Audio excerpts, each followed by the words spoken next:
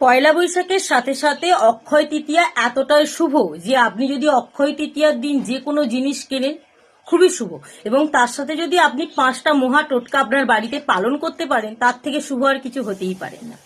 তো 5টা টোটকা আমি বলছি, অবশ্যই বন্ধুরা মন দিয়ে শুনবে এবং বাড়িতে অক্ষয় তৃতীয়ার দিন আপনারা কিন্তু এইগুলো করবেন যাতে আপনাদের সংসারে সুখ সমৃদ্ধি বৃদ্ধি পায় এবং আর্থিক দিকতা ধন লাভ করতে আপনারা সক্ষম হন। তো শুধুমাত্র সোনা কেনা এই দিন শুভ নয়, যে কোনো জিনিস আপনি কিনতে পারেন, যে কোনো জিনিস কেনাই কিন্তু এই দিন শুভ। তো অক্ষয় তৃতীয়ার দিন আপনাকে প্রথম কি কাজ করতে হবে, গঙ্গা জল দিয়ে আপনি পুরো ঘর পরিষ্কার করবেন। এতে কিন্তু আপনার বাড়ির মধ্যে নেতিবাচক যে প্রভাব থাকে এটা আস্তে আস্তে দূরে সরে যায়, ভালো প্রভাবটা আপনার সংসারে এসে পড়ে।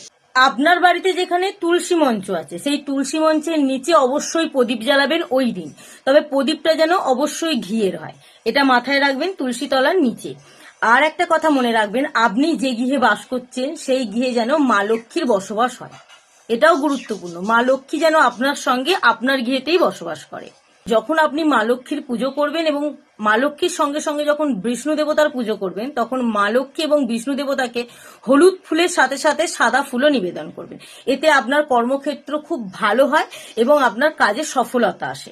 বন্ধুরা, নিজের হাতে ওই দিন মিষ্টি তৈরি করবেন এবং আশপাশের গরিব মানুষদের দান করবেন।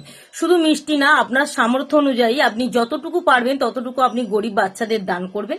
এতে কিন্তু মা লক্ষ্মীর প্রভাব আপনার ওপর পড়বে। প্রভাব পড়বে বলতে ভালো দিকের প্রভাব পড়বে, আপনার সংসারে অনেক কিছু আপনি যা দান করবেন তার দ্বিগুণ আপনি ফিরে পাবেন।